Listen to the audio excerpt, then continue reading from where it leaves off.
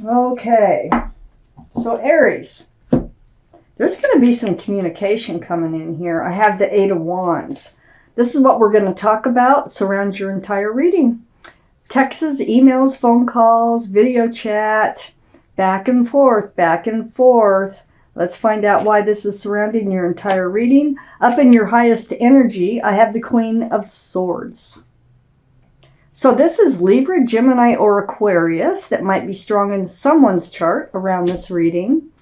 But this is about, being true to yourself, really. It's having your sword out for self-protection, speaking your truth, asking for truth and clarity. It's really a self-protectant card. Well, there's a lot of conversation going on here, and I think a lot of what you have in mind is getting to the bottom of things, getting to the truth of things. I have the Three of Pentacles next to the Queen of Swords and right above the Eight of Wands. So there is some sort of disagreement with the way whoever you're talking to wants to move forward, or you want to move forward. It's like there's no meeting of the minds here in this card, the Three of Pentacles. Three's a crowd. There might be an interfering party. Let's just keep reading. I have the Four of Cups next to the Three of Pentacles. So here's a cup of love that's being offered, but you're not really looking at it. I don't think you really trust this cup of love that's trying to come in. So you're kind of like, I don't know. I don't see it happening. And it has to do with not seeing eye to eye about something. And it also has to do with this communication and you needing to know more truth before you will even consider that cup. Here's the Four of Wands, right under the Queen of Swords and next to the Eight of Wands.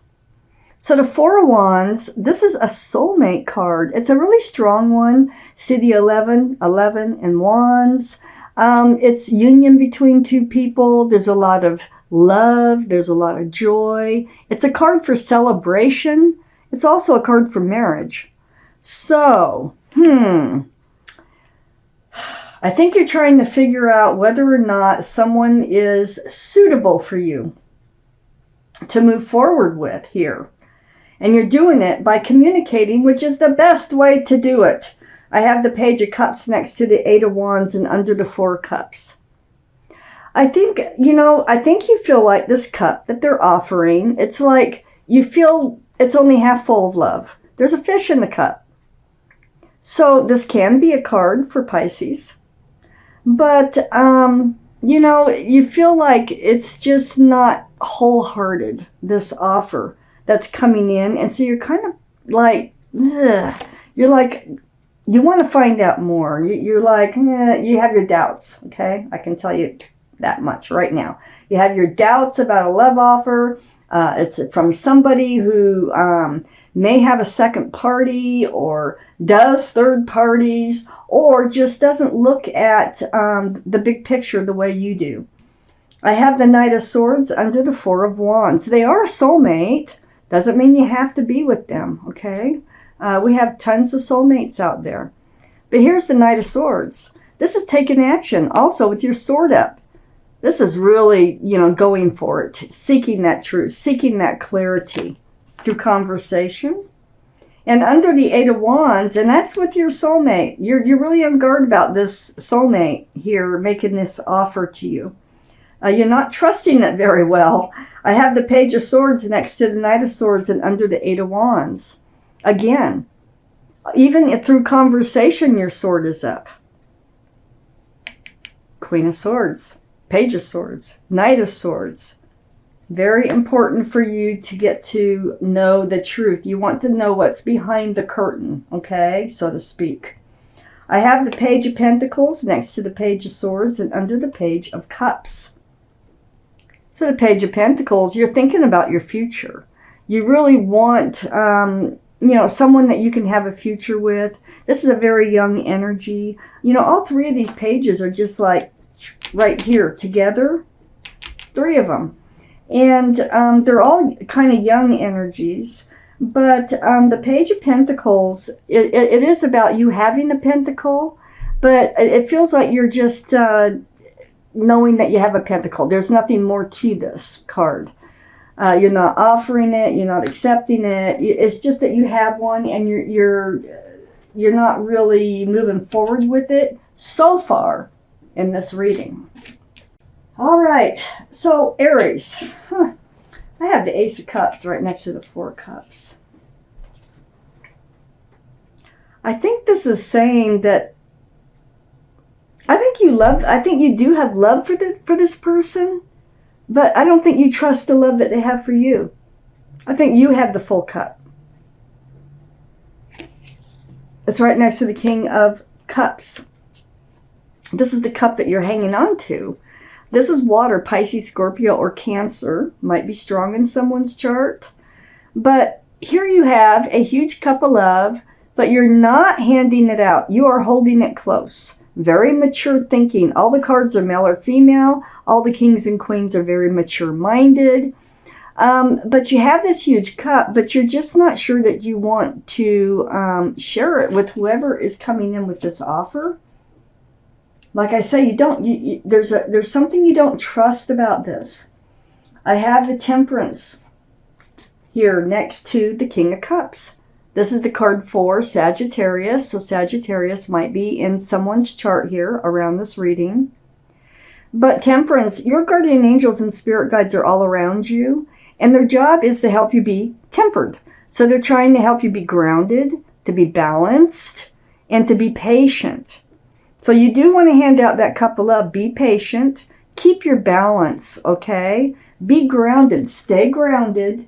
And they are really trying to help you stay that way. I have the Death card under the Ace of Cups and next to the Page of Cups. This is the card for Scorpio. But the energy, it's the card of transformation. It's the card of the end of the old, the beginning of the new. Things are changing. You're putting something behind you and moving forward, something old. It's like ringing out the old year and ringing in the new year. There's big changes coming up. It's right next to that Page of Cups. Let me keep reading. It's right below the Ace of Cups. Now, the Ace of Cups can be signifying that this cup coming in on the other side, the Four of Cups, is actually a sincere love offer, that it really is full of love. So perhaps this Page of Cups energy might be growing up into the King of Cups too. At the same time, you do have a cup of love here that you would like to share, but I think they broke your trust somehow along the way.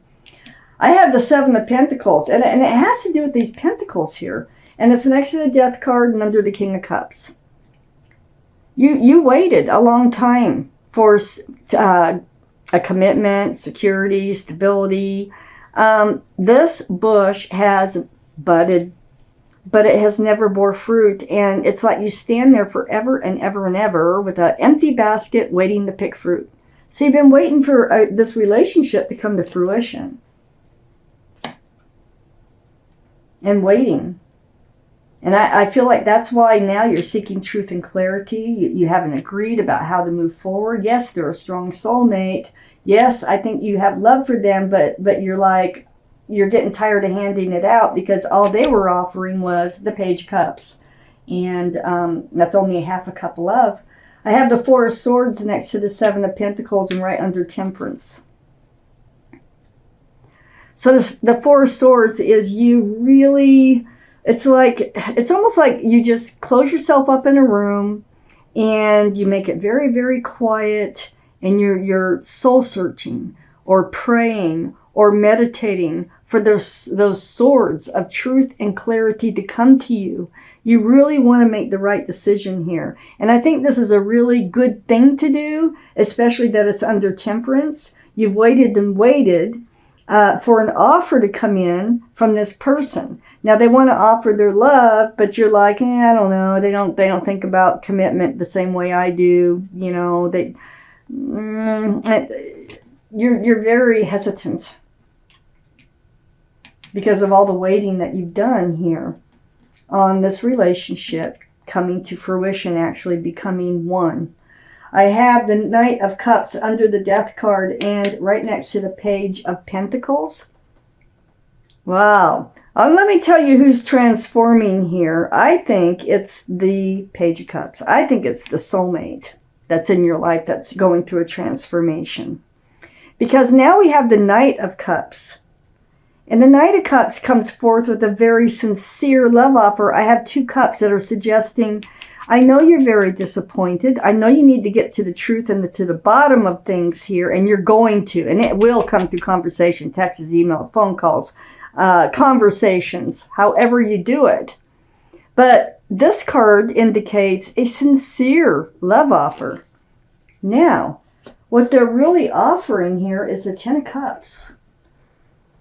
An equal exchange of love, sunshine and rainbows. Wow. This is a very family-oriented card. Union between 2 people.